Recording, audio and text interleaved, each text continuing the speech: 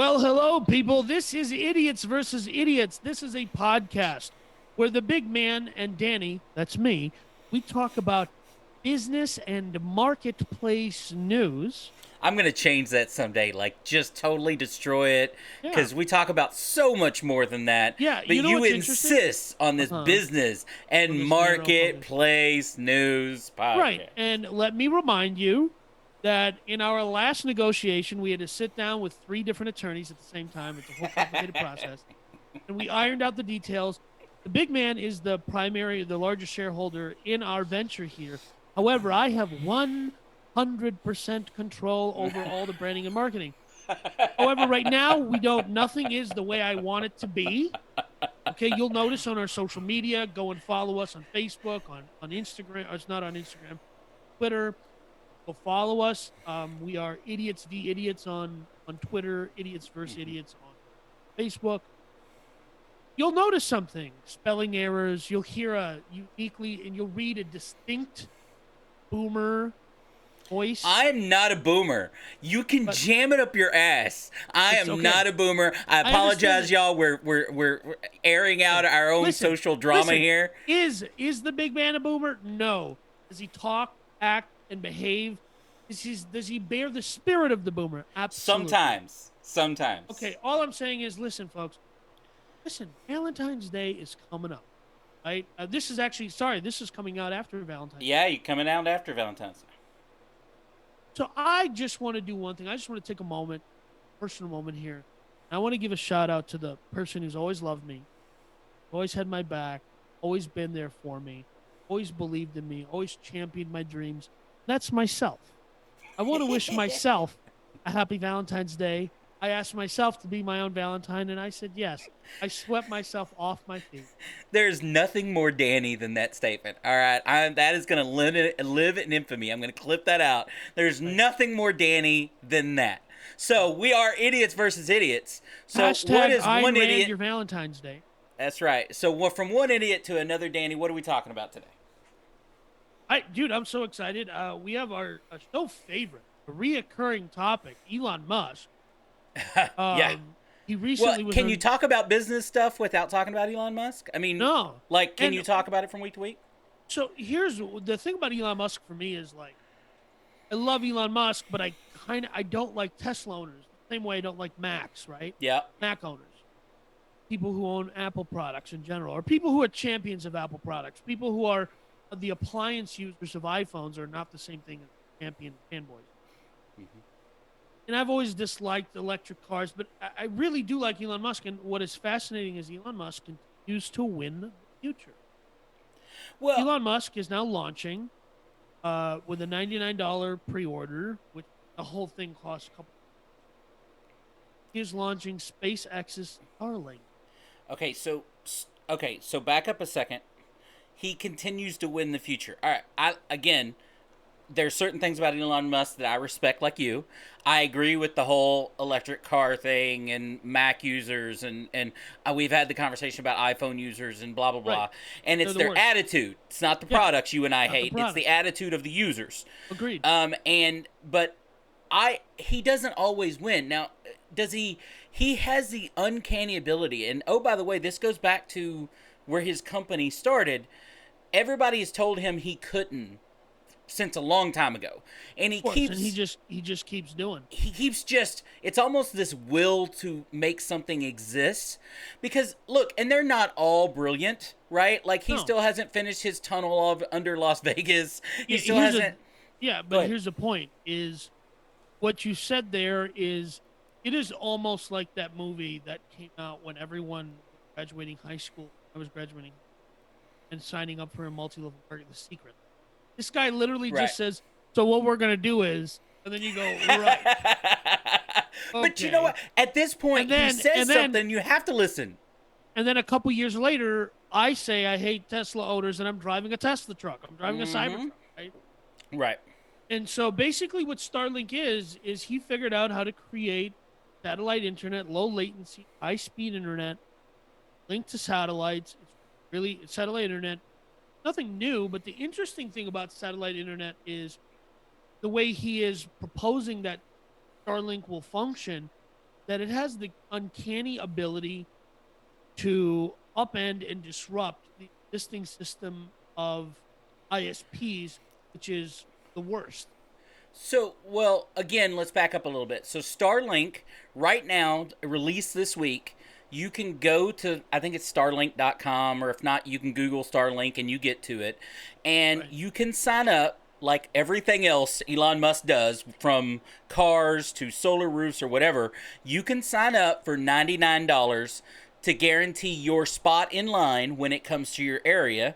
And it even lets you put your address in there. It'll tell you the estimated, not that that's ever been a big thing for him to, you know what I mean, use, Ever hit but correctly. estimated time.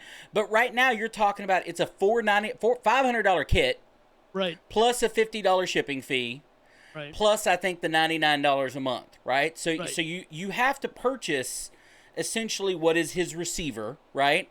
And if you really get down into the nerdiness of it, I already get twice the speed that the initially is going to come with that. Now, I say that it says anywhere from 100, 150 to 200 megabytes per download. Right. Here's the thing though, that will continue to get better, right? Yeah. What his investment is in the two things, I think. Trend of cable companies, internet providing is their cash cow, right? Everybody's been cutting the cord for a decade now, right?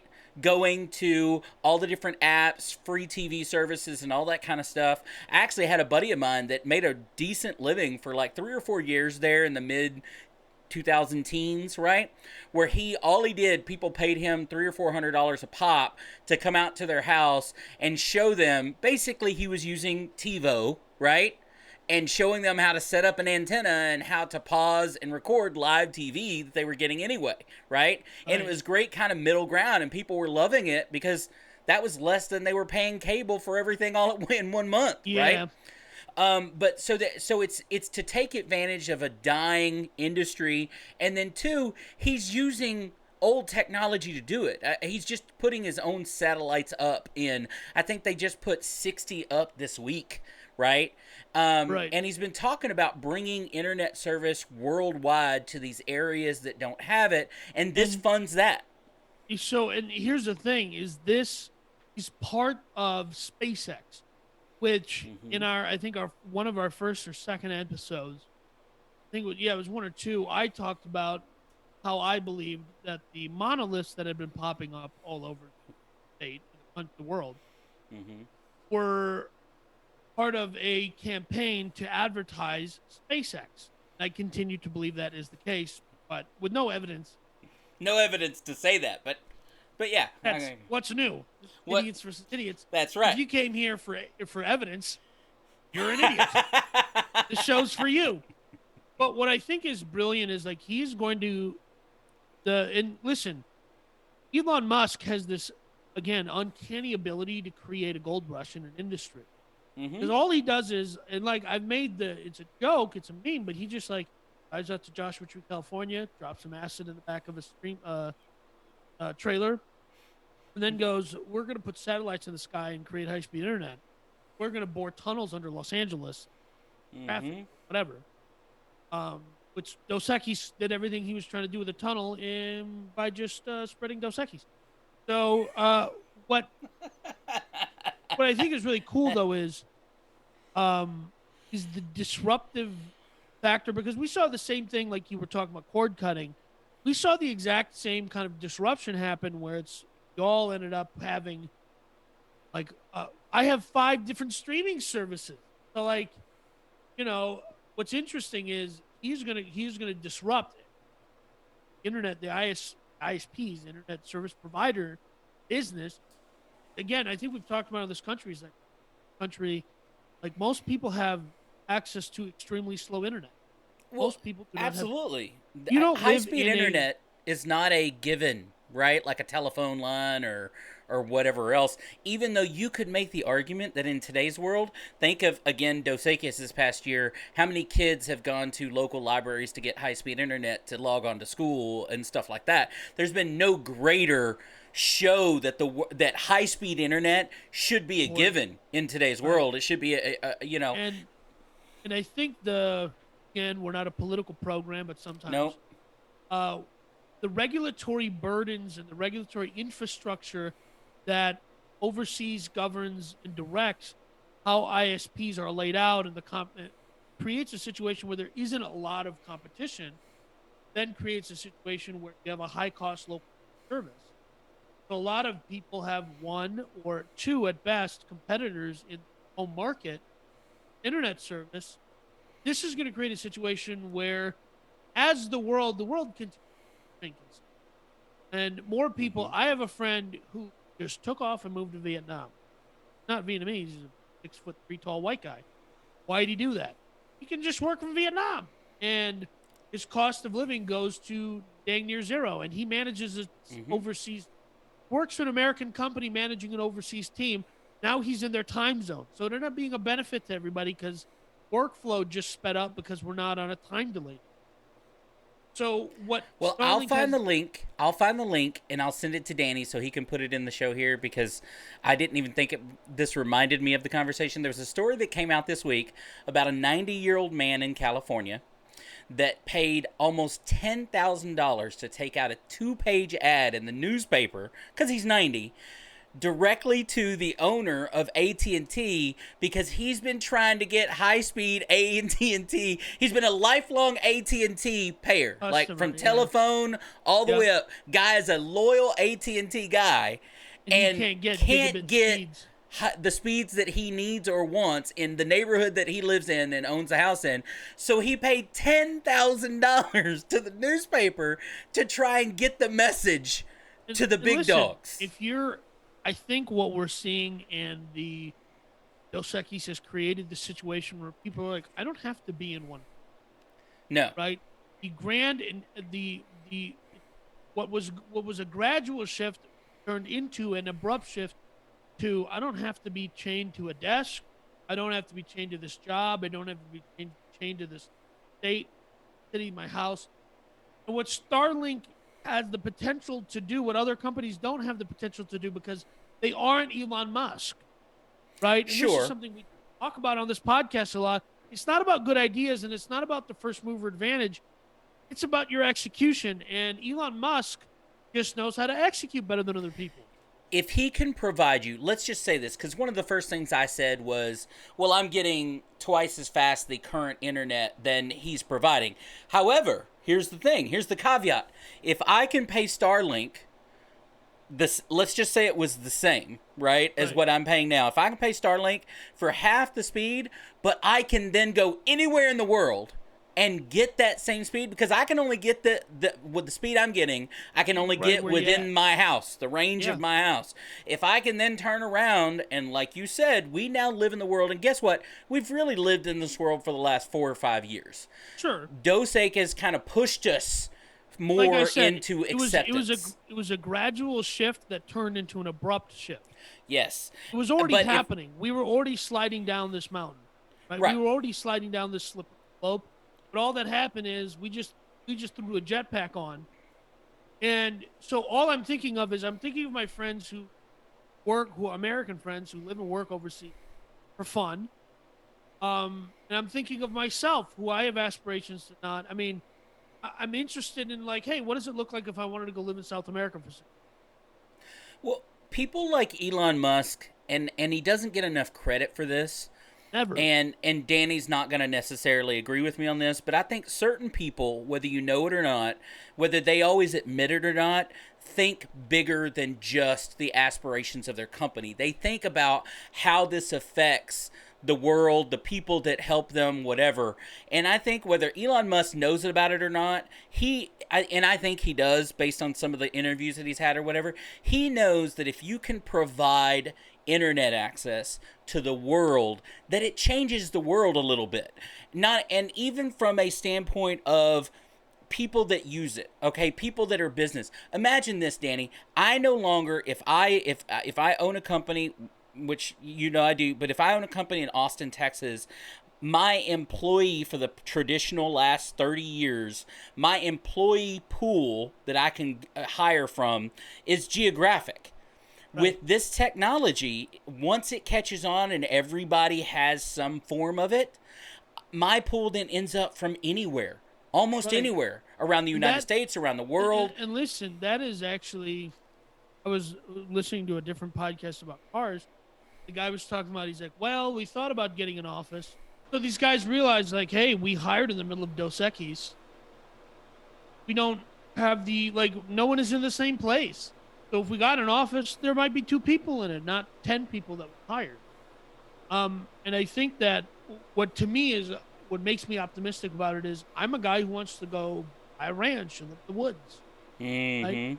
Mm-hmm. But I also want luxuries in the woods.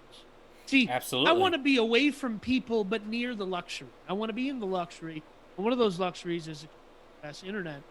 And, that guy that said, you spent a bunch of money kind of taking out an ad in the newspaper. He could have just as easily probably called up an AT&T rep and said, what is it going to cost to put the line in? 20 grand in some permits?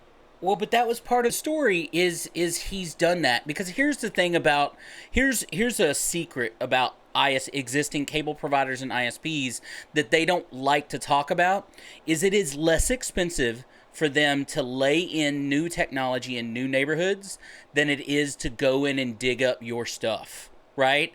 It's very expensive for them to redo your neighborhood with a better service without laying in the newer technology that in this guy's case, he's 90 years old. God knows how long he's lived in whatever neighborhood he lives in and how old that is. And it's not like it's wonderful, level, and flat either. It's probably in the hills and everything else.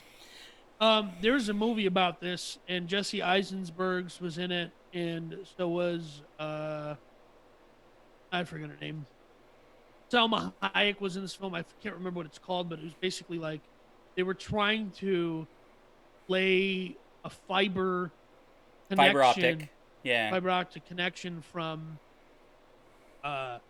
some trading center. Because the premise of the film was, if I get this a half second quicker than the other traders, I'll make extra millions of dollars. Yes. And see, and that's the wonderful thing about movies like that in the old days. They used to have these hacker movies and stuff like that. Old days. This came out like 2 years ago. No, well, but again, these are all thought processes that doesn't necessarily work out in reality, but they make great stories if you don't know a lot about how things work. They make great movies, yeah. You know what I mean? But look, I'm all for it. I think it would be good for people, especially in rural areas that don't have access. I would like to, I hope that in this particular one, he doesn't hit snags like he has in other business ventures that, that don't work out. It seems like this is one of those things that because he's not using state-of-the-art technology, he's not doing anything necessarily new, he's creating a network, in the sky. What his disruption is his execution of this product. Right. So with that, I do think, hey, this is a great time to bring something up. What's that? You and I are both sipping from. Oh, you mean this? Can. Oh, it's fountain fresh sparkling water. My friends, one of our sponsors today, and perhaps our favorite sponsor, I think it's fair to say, is Liquid Death. It is. I'm sure you didn't know this, but over here at Idiots versus Idiots, we are death peddlers. That's right. We peddle the death of plastic pollution. Not only does Liquid Death murder your thirst, 10% of every can sold goes to end plastic pollution. And frankly, it is a superior water delivery system. Use code IDIOTS10 on liquiddeath.com. Get 10% off order today. Mm-hmm. Now, this next story I think is interesting. And you were telling me something right before we started recording. Why don't you just reiterate what you said, and then we'll talk about Walmart's bet on advertising. Well, so I'm guessing that you're talking about the fact that I love it when big corporations, Walmart's, Amazon's, whatever, because these companies make billions and billions and billions. It won't be far in the future when we're talking about they're making trillions and trillions, not billions and billions. And I love it when a company that makes that kind of money goes, oh, holy crap, we're missing out. We're missing out on a trick or a way to make extra money or whatever it is. And that's essentially what this story is. And in the past, we have discussed Mark Lord, the guy who would head up the Mm-hmm. initiative to push Walmart. And one thing is when I notice an industry is flourishing, one thing I notice is kind of scammy nature. I think that's popped up. So one thing that popped up on my relentless, um, it's like, oh hey, learn how to make money selling on Walmart.com. Because for the last 10 years, Right. it's like learn how to be a billionaire selling on Amazon. Right. And Walmart is talking about how it's making a push. It's going to be pushing into having more native ads on their site, just like Amazon. Well, here's the super, which I there's only two ways. Walmart is essentially a middleman, right? Classic middleman. They don't make anything, they just sell it, right? They're a classic middleman. They buy it, they put it in their stores or put it online, they sell it to you, the consumer. And being a classic Middleman is a great film with Luke Wilson. But continue. middleman only have one of two ways to make money. That's either the consumer by you paying more for a product or from the companies that they buy these products from. The beautiful thing about this, like Amazon, like other companies, is they're turning around and really sticking it to their suppliers because they're essentially going to every single one of them, and Amazon is notorious for doing this, is they're basically going back to every seller, maker of, let's just say, makeup, and going, hey, you want to be the makeup that pops up first? Give us money. You want to be the makeup that costs second? Give us money. You know what I mean? And I think what led to this, at least the article that I read about this, is what led to this is Walmart woke up and said, wait a minute. In 2020, Amazon, in just this type of promotional income, right? Not of any products they don't already sell, not of just from the people that give them products to sell, they made $5 billion, made up 6% of their income last year. Now, Walmart, that has kind of dabbled in it, it made up less than 1% of their income last year. Right. And was nowhere near $1 billion at all. So here's what's interesting. We often say on this program, nothing new under the sun. There ain't nothing new. Right. Yeah. This is not a new concept. A lot of people are going to be like, well, it's Walmart's, grocery stores, HEBs, Kroger's, whatever. They charge slotting fees. Absolutely. Okay? They charge, what are slotting fees? Slotting fees are simple concept. Do you want your sugary cereal that's going to wreck a kid's teeth and give them childhood diabetes? Want that to be at their eye level? Yep. Pay for that. That is premium real estate. But what's interesting is that Walmart, I think, is probably due to Dos Equis is going, we're going to have to make a more push in digital sales. And you know what's interesting? I went to this store called Target recently. Familiar? I say out of Target. That is a different level for me. You can take the boy out of Minnesota, and you can also take the Minnesota out of the boy, as I've proven. But I still like going to Target. Listen, Target's fruit aisle. A lot of pretty young women. Which is why I stay away. Yes, go ahead. Anyways, Target has made a huge push in being a pick up your order like drive up. They have redone 3 stores that I've gone to. Well, I've you and I noticed. talked before about how big retail, grocery stores and stuff like that should change over the next decade, right? And how they're all going toward this model. And to use a football term, and I know Danny doesn't like it, but look, big businesses it's a copycat league. If this business over here, in this case Amazon, figures out something that Walmart didn't, Walmart is eventually going to go, oh, holy crap, we need to get on that train, and then Target's going to get on that train, and everybody else, and then it just becomes an industry standard until somebody else figures out, again, how to squeeze money out of somebody. Listen, because they probably are starting to understand that one of their revenue streams, which is slotting fees in many of their stores that have grocery and other items, um, those slotting fees are going to start mattering less because the eyeballs are not on the shelves. The eyeballs are Right. on the app. They're on the website. Why do you think end caps change every month or every 2 weeks Right. or whatever? Those again Yeah. are slotting fees. Companies pay them to put their products, On the end right? cap. All the stuff that you see on the way out of checkout, Yep. all of that stuff is all designed. It's Of all course. changed and designed to be where it's supposed to be. Yeah, it's all merchandising. It's all, and those slotting fees, again, like I said, this is just a digital slotting fee, right? Um, for a lot of people, for a lot of brands, if you can build, and that's like if you ever watch Shark Tank, if you ever go out watch an episode of Mm-hmm. somebody has a physical product that's digital, digital actually, they go, "What's your cost to acquire a customer?" Right? Yep. This is what that cost is accounting for. Saying, "Hey, I have to run ads on Facebook, I have to run ads on Instagram, I have to run ads on Walmart.com's platform in order to perform." So I go, I'm going to spend $150,000 for them to see first, and it's going to get me 150 customers. Have this Mm-hmm. huge cost to acquire a customer, but that customer then yields X number, and then in year 3 we turn a profit because we continue to build a customer base. So that's how it works. Yeah.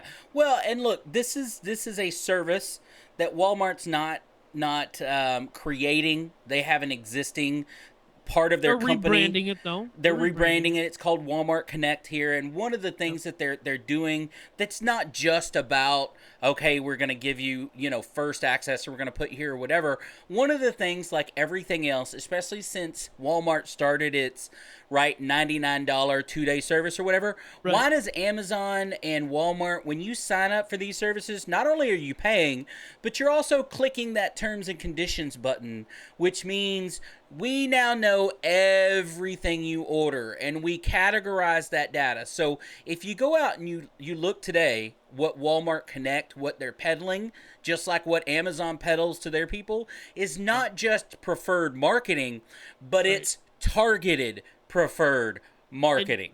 you know what's really hilarious is maybe we've talked about this on the show before, but I had a friend who moved. His parents moved out of town, so he moved into their house, and they noticed a set of buying patterns. Started sending sister that address. Started sending baby coupons to her, not realizing that him and his wife had lived there. And yes, she was indeed, in fact, having a baby. But it was before they had realized we're having a baby. Weird because like your sister got all these coupons for baby stuff to her house, and she was else. That's weird. They didn't realize that the woman purchasing the house was because they're like the mom is clearly too old, right? That's So that's that's hilarious. it's wild. But you know what? Look, because what they do, and Amazon is really good at this, is they take that data. So is Facebook, by the way. They take that Scary data, good. and Scary then they good. start. They call it preemptive, right? Preemptive statistical analysis. They know when your birthday is. They know when your anniversary is. They know if you've gotten divorced. They know, and then they match that with all of these products, and they are very good at predictive analytics.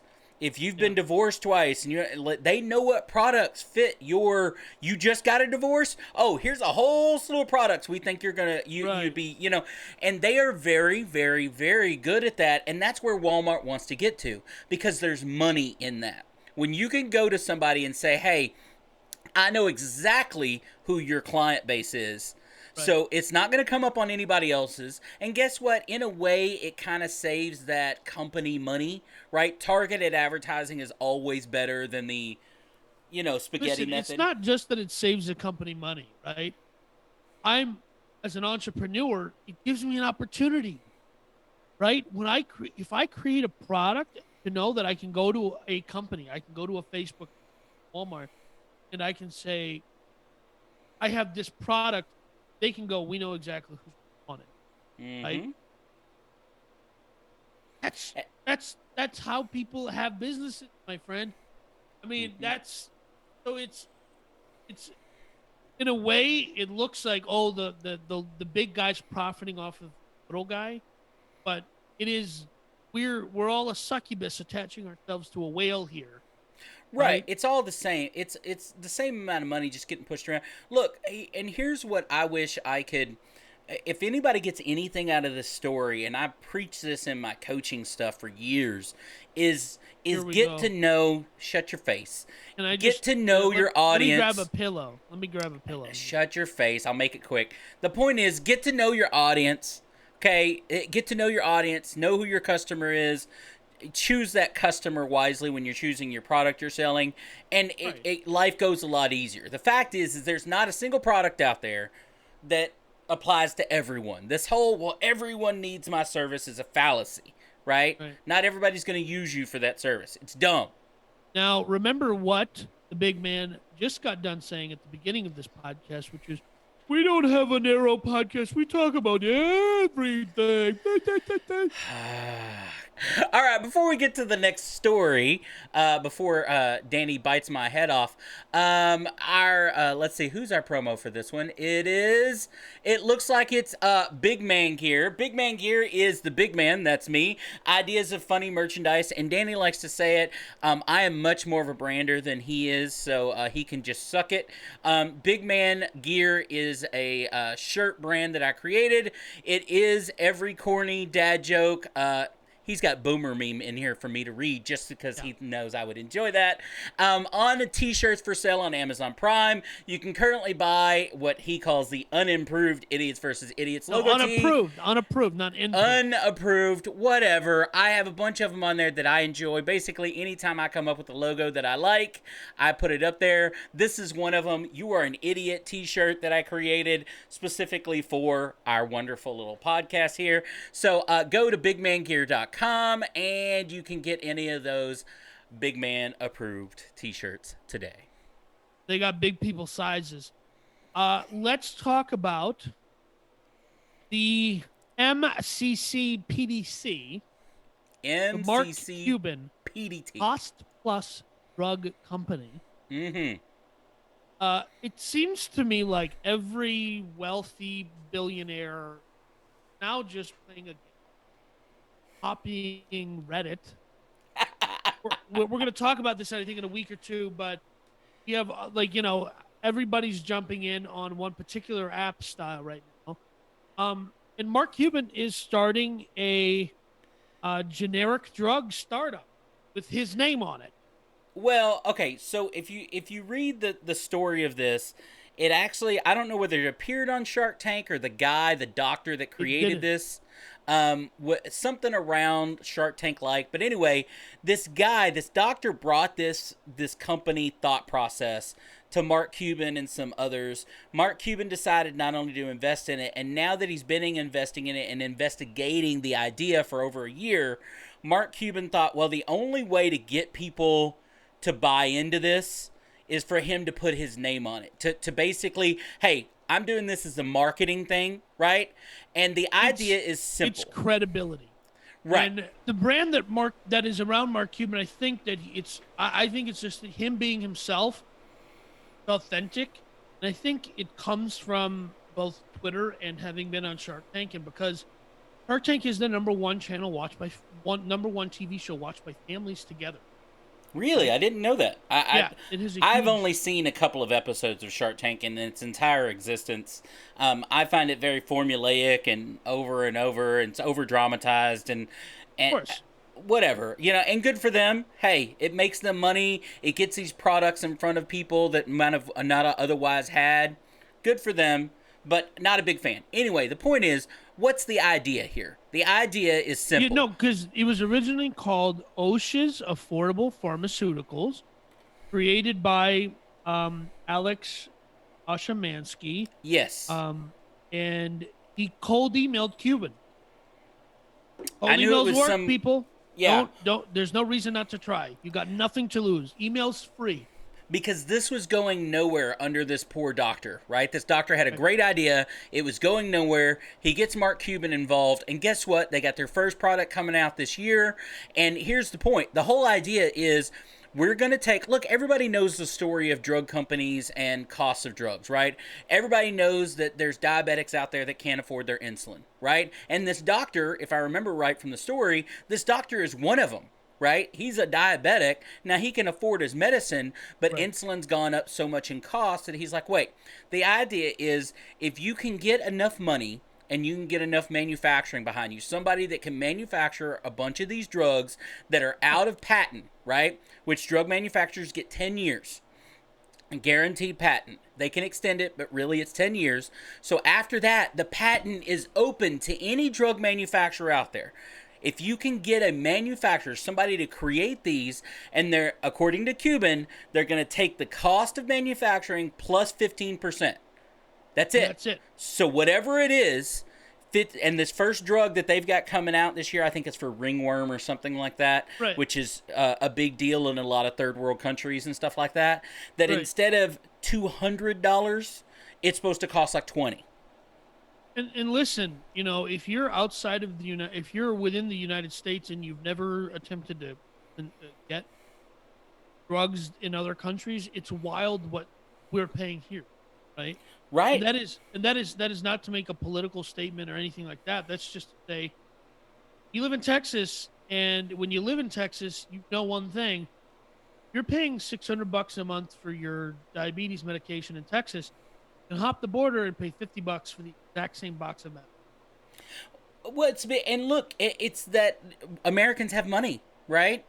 And drug companies are bound by the same capitalist rules as most people. If I can get you to pay, if I'm the only one maker of the drug that you need, I can charge whatever I want to charge for it, right? It's very capitalist in its idea. Yeah, But when it comes to people's health and medications they need, like insulin or like AIDS medication or cancer medications or things like this. Or hey, asthma drugs. Right. Oh, well, exactly. By the way, this inhaler is illegal in this country because it doesn't meet with EPA standards.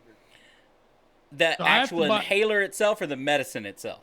No, so the delivery of the medicine, the medicine itself is public domain, right? Right. It's not under that 10 years deal, but right. The delivery of the medicine does mean the EPA created a new standard which allowed the drug companies to go create a new patent. Right. It started the cycle over again because I was paying next $5 without insurance. It was $5 for my extremely necessary inhaler. Mm-hmm. And the government said, no, we have to, whatever, the whales, the turtles. So right. Whatever it was. So that created a new cycle where $50 with insurance.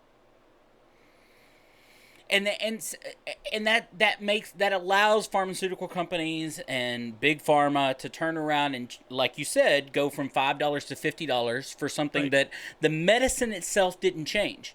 It's the same medicine. The delivery did. And they play those games all the time. I spent my young career in pharmacy, and I saw this over and over and over again in medicines that would come out. There are actually big pharma medicines that they find at very similar times as products. They'll put one out and put another one in their back pocket for 2 years. Because they're similar, but one maybe work better than the other, and they put it in they shelve it like a movie.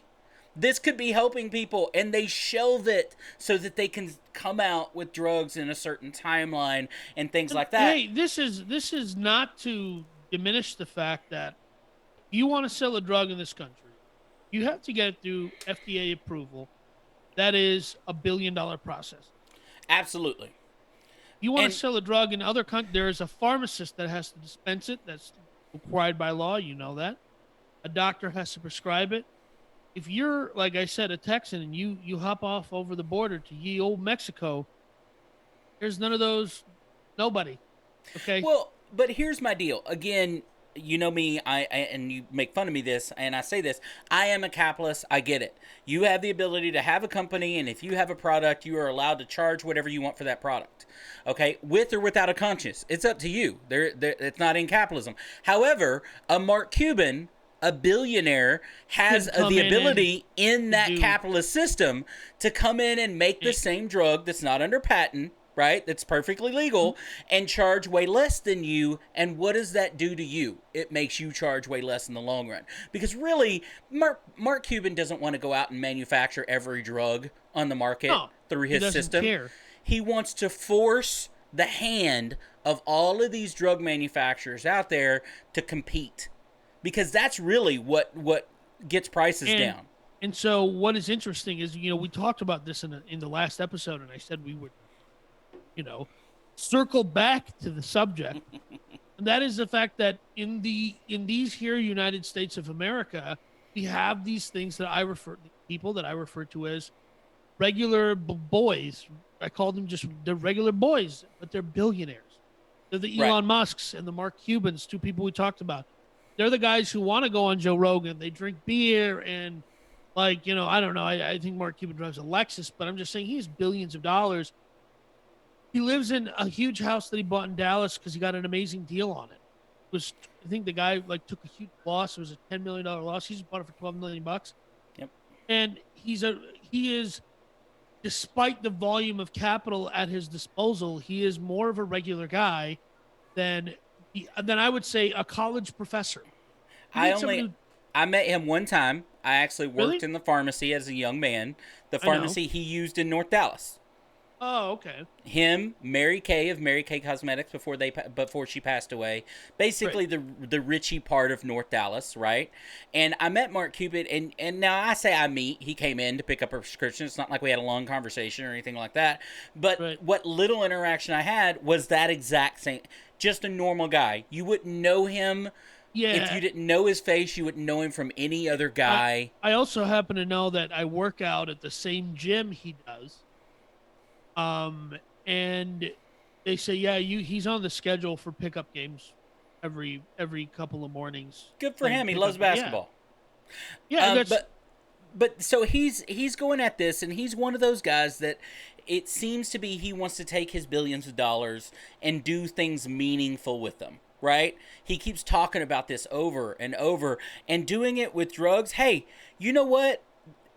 This has been a wide open field. We've been talking about drug prices in America for 25 decades. years, Yeah, right? For decades. He's the first billionaire to come in and say, "Hey, let's do this. Let's throw some right. money at this And and see what and happens."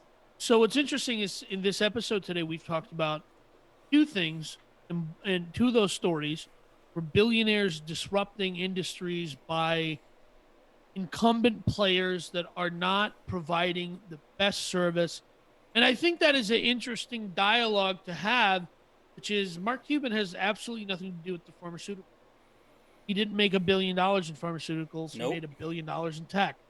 He made $1 billion out of from companies that don't even really exist anymore, right? Right. Because they Yeah. acquired his stuff. But I think it's really interesting that guy who co-founded PayPal and a guy who started broadcast.com are in these industries entirely outside of the where they started. And in the article, like, because I initially, like, there's that scene in Iron Man where the one character is like, yeah, we're from the Strategic Homeland Intervention something, and he's like, yeah, Shield is just, Yeah, you should get a shorter name. And he's like, "We're working on that." yeah, we're working on. That's why I called it the TMCCPDC, because the Mark Cuban Cost Plus Drug Company.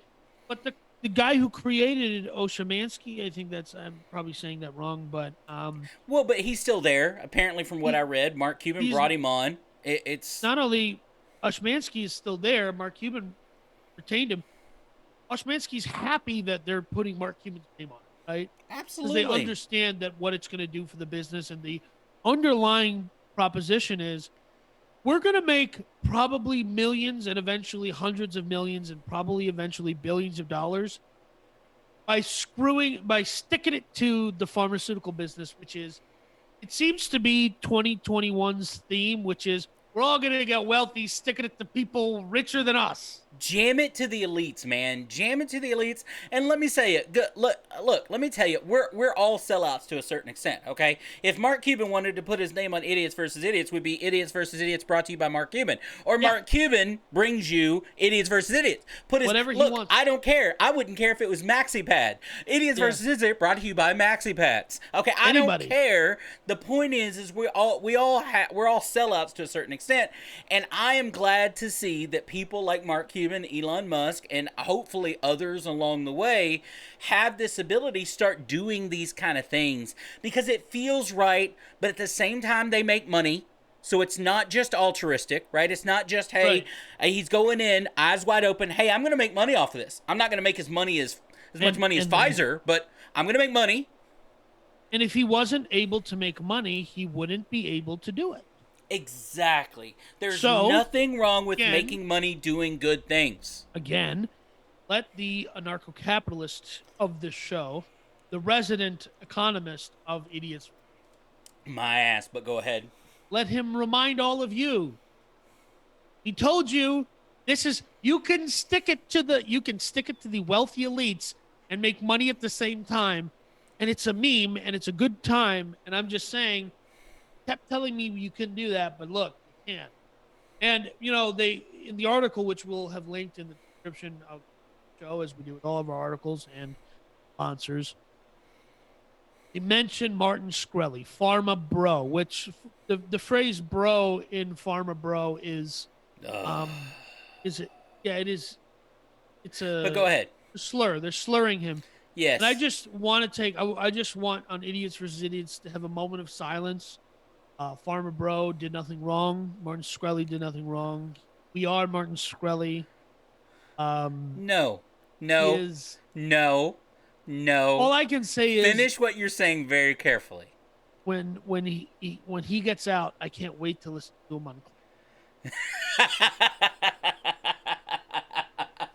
Before we jump into the next story, I want to talk about our last sponsor for the show, my company, Rise Relentless. Rise Relentless sells fun mugs, coffee mugs for entrepreneurs, side hustlers, everyone that dares to dream big, short and sweet, not going to be a long thing like someone else did it. Big man gear.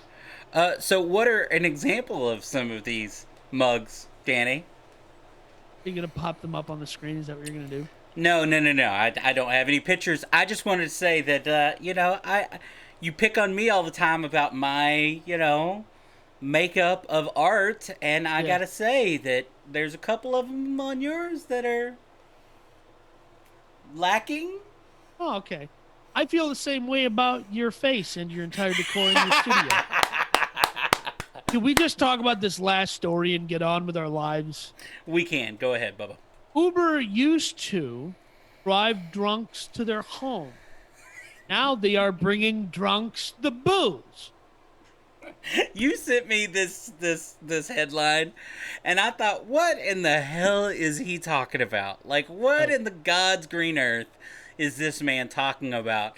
But, headline aside, this actually makes sense. So a company called Drizly was a booze delivery company. Now, what's interesting is over the last year, again, we've made a lot of mention of 2020 in this program. Mm-hmm. One thing that did change was there was a lot of restrictions on delivering alcohol to people's homes. Those got lifted for one reason or another. And it looks like they ain't coming back. I doubt it. Yeah, because it's just like, well, why wouldn't... I mean, the psychology of people shouldn't be able to get booze delivered to their house seems... There's no logic to it, because if I get Wouldn't you rather have drunk people at home? I mean... Well, it's like, well, here's the problem is like we have all had this phenomenon where you think you have enough, and then more people show up at your party. Now you're half buzzed, and you're like, "Dang it, I want a full buzz." And so now everyone's drawn the short string to see who can white knuckle this thing. Who's less drunk to go get more alcohol? I think it's usually those rules, just like the Bible Belt, right? You can't sell alcohol until a certain... Like here in Texas, you can't get hard liquor on Sundays at all. You know what I mean? And you can't get beer on Sundays till noon. And what are all of those rules? They usually come out of fear. Like delivering Yeah, alcohol, the fear is some 18-year-old kid or 16-year-old gonna kid use a orders fake it ID. instead of the 21-year-old. And those are all fear things. The fact is the reality is most people that are going to be ordering, paying the extra Yeah, God knows what to get a alcohol month. delivered, okay, they're adults. Okay, they're 30 somethings, they're millennials Yeah, boozing it up that doesn't want, like you just said, don't want to get out. Just bring me more alcohol for whatever yeah. it costs. I don't care what it costs. I'll deal with Just that get it cost all here. tomorrow. Yeah, Just get it yeah. here. Just get it here now. Right. And so what we're discussing obviously is Uber's acquisition of the company Drizly, How which much was it is for? I forget. I also forget. Um, It was an insane amount for a very small who, company. yeah, like Drizly, it's $1.1 billion. Dear, Um, it's a which is relatively small company. and exactly, they are only in 1,400 United States. But what's Woo, interesting is what's mama. interesting. What's interesting is that Uber has gone on this like okay, they own Postmates. Uber acquired Postmates, right? Uber has Uber Eats. So it, Right. it, it makes perfect sense. And like I was recently like randomly with a friend and like I don't really use Uber because I have a car and I live in a suburb. Uh and like the transmission on his car went out and he had to get delivered back to the dealership because it's under warranty. So he pops open Uber. He's like, dude, you can just like use Uber as a courier now. Like Uber's like, we'll move Yeah. anything. Well, People, booze, an nondescript box with who God knows what in it, hey, a rolled up Persian rug with a lot of like what seems to be like blood. Well, whatever. hey, whatever. Yeah, We'll John Wick it. I don't care. the exactly. The point is this is what I said when I said this is a good move for Uber. Uber, like any company, we've talked about it. You need to grow. You need to mature. You need to be nimble. Right. This all makes sense for Uber. This all makes sense to just go, okay, we used to just carry people around. We disrupted the taxi industry. But we've got all these people out here willing to do whatever. They're driving around anyway. And you add in Dos Equis 2020, which their delivering people around was way down, right? You got to make up that income somewhere, right? So why not Totally. make it up? Deliver Uber Eats was a great success. So successful that it created a spawn of everybody else, right, Right. doing it. And then you add on, oh, okay, wait a minute, Drizly's got these existing customers. Because really, what did they buy? Because they've already Customers. said they're not keeping Drizly's platform, they're going to incorporate it in Uber Eats. They Right. bought their audience, they bought their Yeah. existing customers. That's what they bought. Yeah. And then they're going to add in, they're talking about adding in grocery stores, which I guarantee you, a company like Uber that already has the contractors, already has the drivers, can Right. go to an HEB and go, hey, I know you're looking at, which HEB has already said they're looking at buying, like, as soon as non driving cars are a thing, they want They're to gonna have get a their own. fleet Yeah. or whatever. But until then, a company like Uber that already has the drivers goes to an HEB, they go to a Walmart in certain areas and go, hey, instead of getting your own drivers and taking care of all that, why don't you sign a contract with us? We'll provide it. You use our Right. app. We'll come get it and we'll deliver it. You know what I mean? We talked about Walmart today, and speaking of Walmart, and speaking of Uber, I remember a story not too long ago that Walmart said they were setting up a system where the drivers can make money on the way home. Hey, where do you live? And Mm-hmm. the workers will become 1099 delivery drivers on their way out of the pull their shift, and then they're going to go be delivery drivers. You know? Any way to finagle it. Look, the point is, Listen, and the I've already seen this. Go gal who ahead. works at my taco stand that I go to every week. I don't eat there though, because of carbs. I don't ever. Um, Dr. Atkins. But she's like, yeah, I'm quitting my job because the job doesn't pay me as much as I go out on the weekend and I can make just as much money delivering Uber Eat Postmate owned by the and Mm-hmm. it's really interesting because that's like going to be that continues to be a thing. And for some people in certain areas where there isn't a whole ton of competition, that's a legitimate opportunity. Well, and depending on the area you're delivering to and stuff like that, look, you can make some money off of some of these areas that look, the fact is there are certain categories of people that live in certain areas of places that have more money than they need.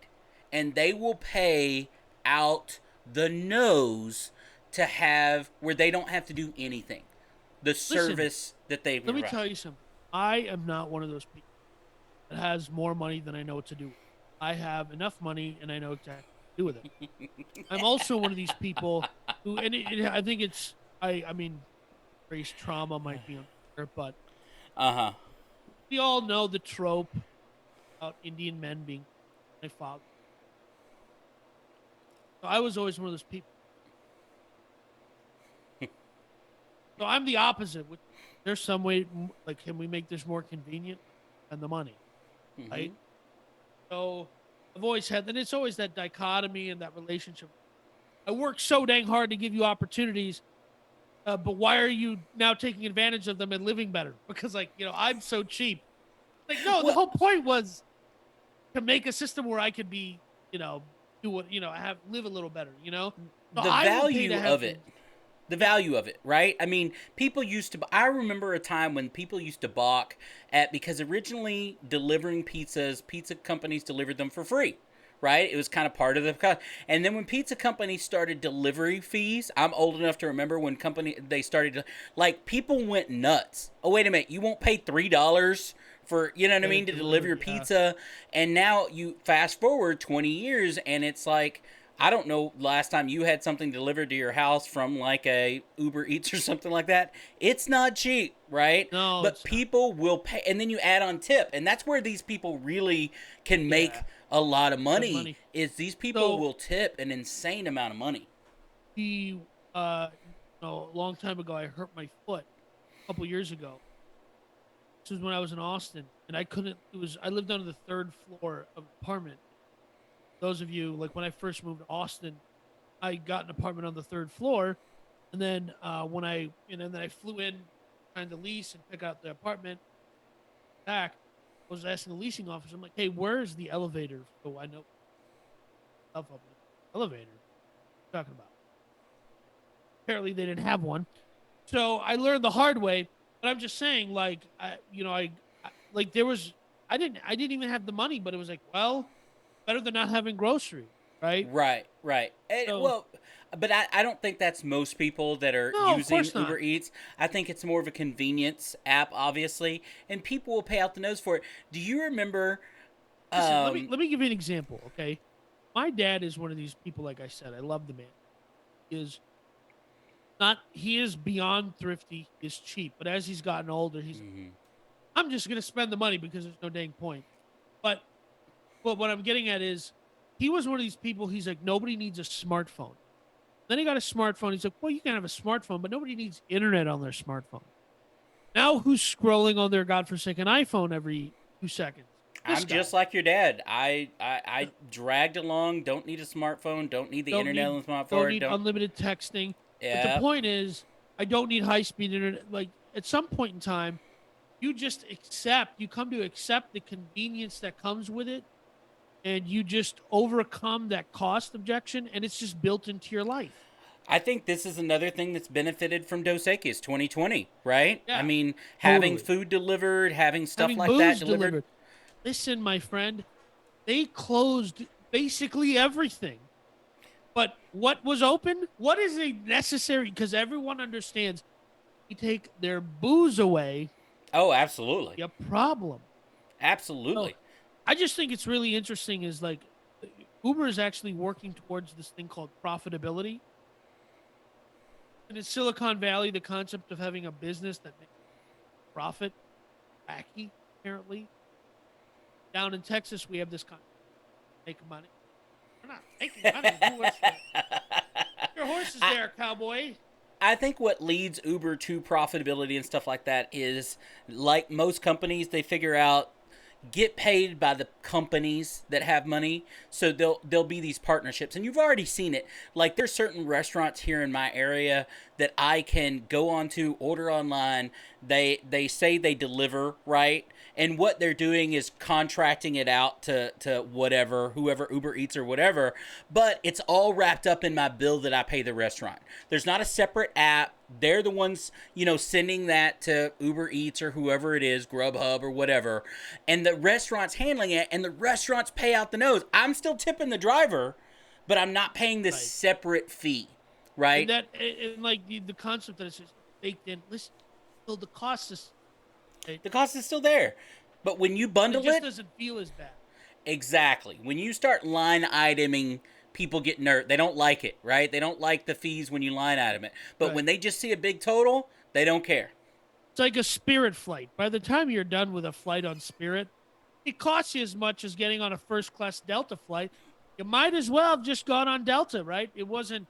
Then you would have left on time and I don't know, arrived. Do you Every remember? time. I'm sorry, go ahead. Finish your No, I thought. was just saying every Spirit flight, like getting on Malaysia flight MH270. Like you don't know if you're gonna get there. Might get lost in some vortex of another universe. I don't fly anything that requires that kind of risk. Do you remember, and you may not be old enough, but the Probably first time that a major pizza place started delivering through the internet? Do you know the first company, the first major franchise that started actually you able to put your not call but place your order on the internet? Which one it I was? would Franchise. guess it would be Domino's. I don't remember. It was Domino's, and they premiered it, and we talked about this in last episode, product placement. They Right. premiered it in a movie. Do you remember the Really? movie? No. Sandra Bullock. I Oh, believe The it was Net? called The Net. Yes. She played a character that was one of those, hacker type, intelligent Right. IT people that never wanted to leave the house. Right. And in the first part of the movie, one of the first things she does is, oh, here pops up the Domino's web page, and she clicks a button, and here comes the Domino's pizza guy. And Right. it was like, I remember seeing that on the big screen going, bullshit, Really? that's crazy. Yeah, I know. I tell you a lot of what's going to happen in the future, and you never believe me. But That's what's new? true. That's true. But That's true. yeah, so I just think it's fascinating that it's like that Uber still exists. Okay, Good for I them for cannot being nimble. comprehend how a business loses billions and billions and billions of dollars. Well, Continues to thrive. because they didn't lose billions of dollars. This is an accounting thing. This is one of the things I wish that we could make simpler and more for publicly traded companies. More, what's the word where you Transparent. see transparent? I wish we would change a policy to make things more transparent, because the fact is Uber wouldn't exist if it actually lost billions and billions of Of dollars. course not. Okay, It's it an wouldn't accounting exist. trick. But It's the an point accounting is, trick. well, the point is, the point is the accounting tricks money. But if it really was, it wouldn't exist anymore. It would be gone, and we all know that that they will It's find a losing way money, to but it's not profitability. insolvent. It's losing money, but it's not insolvent. Right. So, but again, to me, transparency, you would get rid of a lot of those quote unquote tricks, and you would see really how companies are succeeding and that kind of stuff. Which, again, completely different They subject. probably But- have a K1 filing out there that you can pull if you want to read it. But Yeah, but they're going to continue to exist because they're doing the things to exist, which is listen to your audience, add on. Look, it's costing, yes, $1.1 billion to acquire this company, but as far as changing, their drivers are still the same. They're just sending Joe Bob to go pick up alcohol too, as well as the Buffalo Right. Wild Wings. So Yeah. they're not changing their model. They're doing course not. exactly what they've been doing and just making more money doing it. I just think it's fast. I mean, I think the if you can hear that sucking noise, that's Uber buying everything. They're just sucking it all up. They're trying to buy market share, right? Because I Yes. think what they're afraid of is a company, just like the last article we were talking about Mark Cuban going into the pharmaceutical industry. I think what they're afraid of is Walmart, Amazon's already started buying its own trucks, its own fleets, its own stuff like that. I think what they're afraid of is these bigger companies push them out. Because if Walmart just decided tomorrow that it was going to create its own delivery service, or Yeah, an there's Amazon, which has yeah, already kind of started their own in, yeah. urban neighborhoods and stuff like that, their No, own delivery service. listen, Amazon's logistics business is in on it's the unrealized, yeah, meaning the marketplace not comprehend the intrinsic value of that logistics service. They don't understand how valuable it is. They have a fleet of drivers, of vans running around that can deliver door to door. And warehouses, and the thing that people don't understand, and they don't care to, and I don't blame a lot of you, but you You don't click a need to. button. You, like you said, what was it, last episode we were talking about this, and you were like, you were getting stuff in one day, right? Where I'm getting it into the logistics of you clicking a button on your screen, it getting pulled from a shelf, it getting boxed up, shipped, and to your door within a day is insane. Right. It's insane. I And get they could, some stuff in a day, but most everything is 2 days. it doesn't matter. The 2 days, 3 days, the fact that you Yeah. get it inside the week is insane.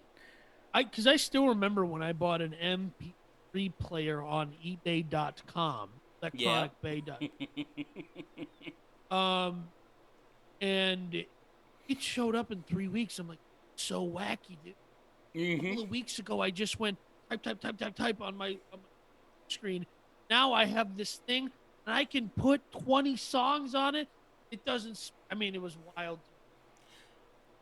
Well, and then you fast forward again, going back to the Uber thing, like you said about your dad. Your dad, in a such way, as you get older and you get wiser, and especially if you do, your dad does a pretty good living, makes a pretty good living, right? Sure he And that does. kind of stuff. You I don't start know, but I'm looking, sure he does. you start looking at things like time versus effort versus cost of money, right? I can pay Uber Eats, let's just call it a $20 bill. I don't even know what it is, but I Yeah, can pay Uber Eats a $20 bill to deliver alcohol to my party, right? To that I'm already having, that I'm already half gassed at. Not that yeah. I don't drink, but you get my I know point. exactly what you're It's saying. worth every single penny. It's worth every single penny. And right now, as Austin's experiencing Texas, Central Texas in general, it's cold. Uh-huh. Okay, and unless you're gonna double up on your britches there, I'd rather have somebody just come deliver it, man. Absolutely. Absolutely. And you know what? An Uber, I think that's why you're seeing them, like I said, buy up this market share of these smaller companies.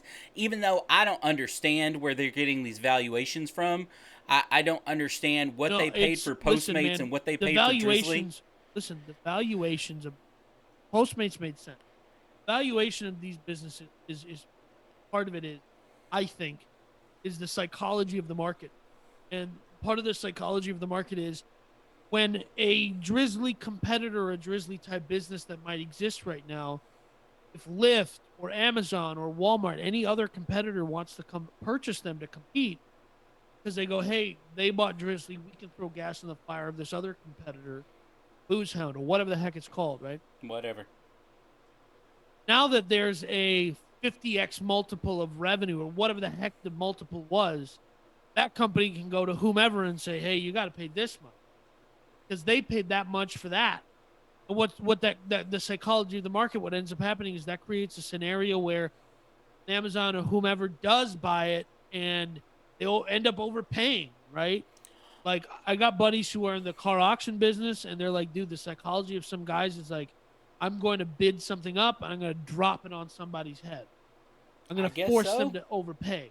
And I think that's what the psychology is of a lot of these acquisitions is they know they can't discourage, they can't buy everybody up because of regulatory burden, right? They'd Right. love to roll up all of them, right? They can't do. So instead of rolling all of them up, they're going to force everyone else to pay more because they know they can afford to pay more. Uber can afford to pay more, but Lyft might not be in the same situation because Lyft is only now getting into food delivery, and they're doing it in an entirely different model than everyone else. I don't see Lyft, honestly, I don't see Lyft making it. Now, I'm making an assumption. I just don't see Lyft making it. They've always seemed like they're behind on everything. You know what I mean? So I just don't see Lyft. I don't see Lyft, at least as far as a big company. They may have pockets where they were the first to market and they really control that market and that kind of Right. stuff. But as far as being a really big player, I mean, is it even in the same category as Uber anymore? I mean, really, from a nationwide standpoint? I think that in the heart of the consumer, there is a real like feeling that Lyft is the better company. Really? Sure. There's a feeling that Uber is this full conglomerate that follows human souls, and they have all of these. They had all sorts of problems with founder Travis Kalanick, all these Hmm. accusations all over the world. Feeling is that think just isn't Lyft. We'll see though. Listen, they are the stalwart competitor in the business because without Uber and Lyft, it's like there's only going to be Uber, right? And the reality is, who really cares? Because it's the same guy showing up in the same stinking Corolla, unfortunately. Absolutely. Absolutely. So And I'm speaking about this from the outsider. I'm going to leave that to you've you never because used these. I've never How would used you either know? one of these services. My wife has, I think, only used the service one time.